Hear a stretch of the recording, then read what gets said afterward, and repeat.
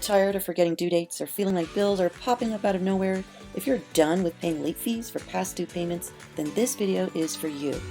Hey friend, welcome to Easy Spreadsheets for Life, the place where keeping your life organized is finally as easy as it should be.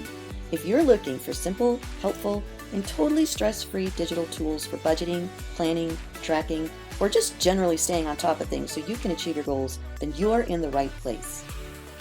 Here on this channel, we break down how to use Google Sheet templates that are designed to save you time, help you take control, crush your goals, and maybe even make spreadsheets a little bit fun. Alright, so today I'll be walking you through how to use our bill tracker spreadsheet. It's super simple, super efficient, and it's going to help you feel way more in control of your money. Let's do it. First, our templates typically have some sort of setup where you add your own personalized touches so you can make the template fit your life.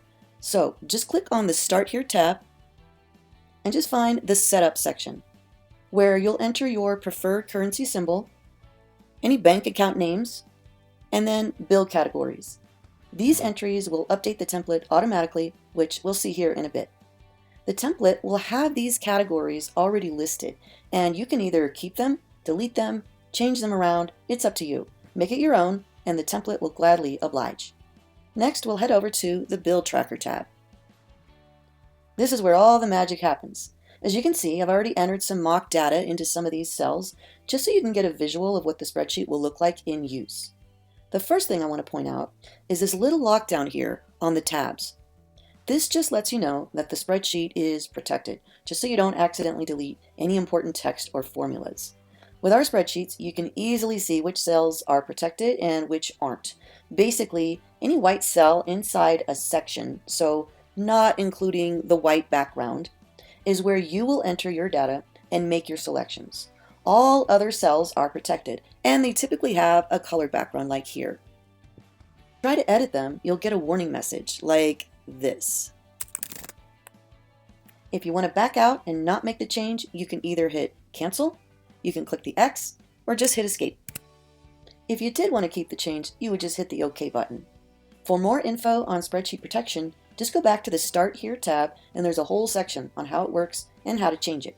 Okay, now onto the template. So all of this up here is automated, except for this one cell here, where you can select the budget month. Now you don't have to, it won't affect anything else if you leave it blank, but you may want to duplicate this template for every month, which I'll show you how to do later, and it's just helpful to quickly see which month your listed payments apply to. So you would just click the down arrow and select the month. Then you would start entering your monthly bills in this table down here. So let me just walk you through all of the helpful information you can enter and track. First, you'll want to add a description of the bill. As an example, I'm going to put cell phone. Then you can type in the bill company name. The next column is where you'll select the category the bill falls under, and this list is generated from the categories you listed in the Start Here tab in the Setup section. So this column also generates this bar graph up here at the top, which breaks down in visual form the total paid in each bill category. It's good to know that with Google Sheet Graphs, you can actually click on the graph and hover over various elements to see more information.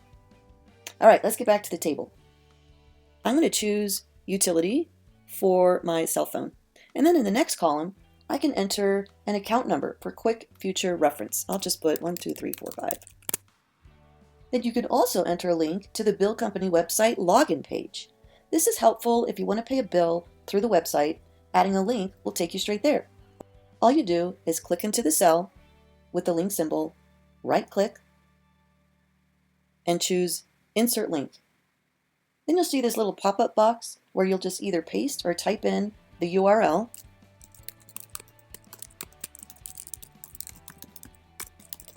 And hit Apply. Easy peasy. Now you'll notice that the link symbol now has this underline, which tells you that there's a URL attached to it. You can also enter a phone number to the bill company's customer service, and then next you'll enter either the monthly payment or the annual payment.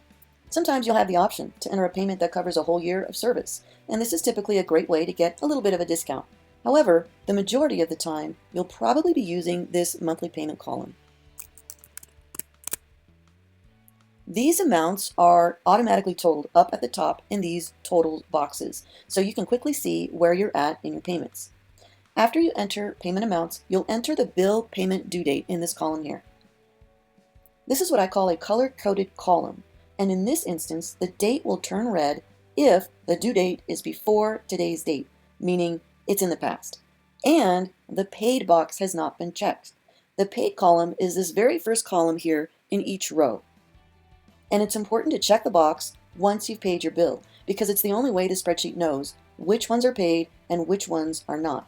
The template takes these inputs and gives you totals up here at the top.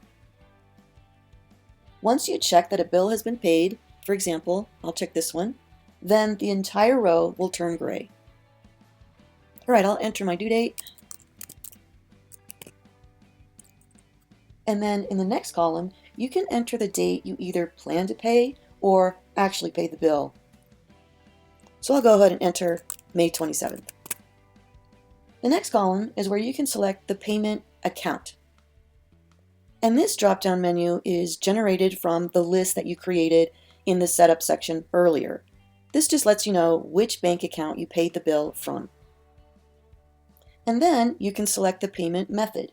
And you have a few choices here in this drop-down menu. If none of them quite fit, you can select other. You can also select how you deliver the payment, by mail, online, in person. Then the last column is for any additional notes that you want to add for future reference. You'll also see this circle graph up here, which breaks down each bill by amount and percentage. Again, you just click on the graph and hover over to see more detail. So the template has 100 rows, which hopefully is more than you'll ever need, but you can always add more. All you do is click on any empty row down here below. And you can't see it because it's off screen, but I'm actually just clicking on one of the row numbers.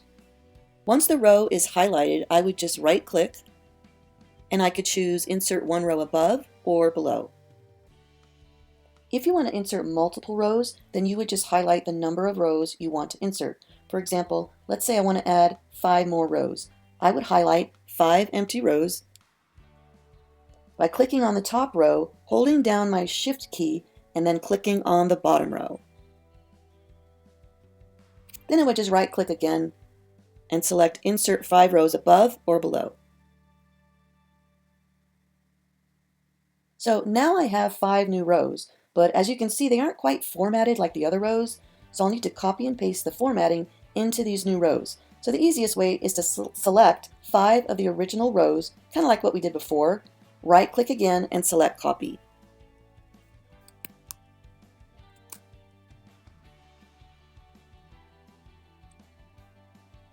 Then I would highlight the 5 new rows, right click and select Paste.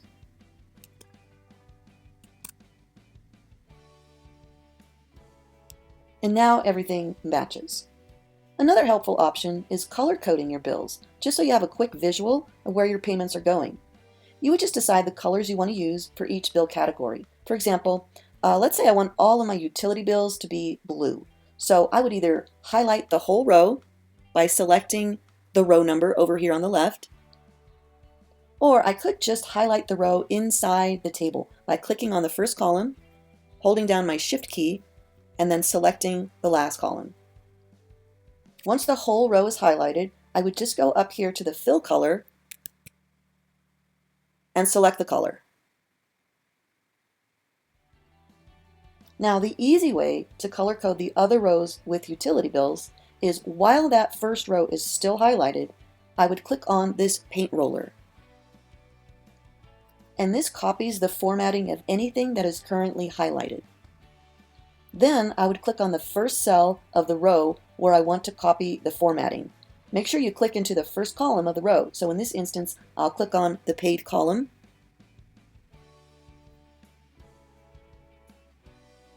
And it will apply the same color.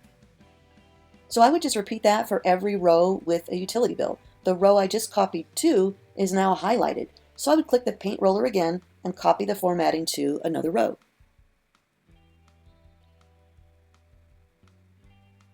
Of course, this is totally optional, And it's a little extra work, but I just wanted to show you how you can make your bill tracker even more helpful with color coding.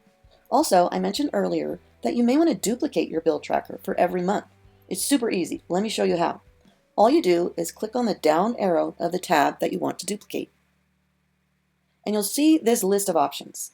Just click on duplicate, and the template will make an exact copy of the tab, along with all of the entries that you've already made. Once you make a copy, you'll want to change the name of the tab. So let's say this first tab here is for my May bills. I would just click on the down arrow and select Rename. Now you'll see the tab name is highlighted, and so you'll simply start typing the new name, and I'll call this tab May.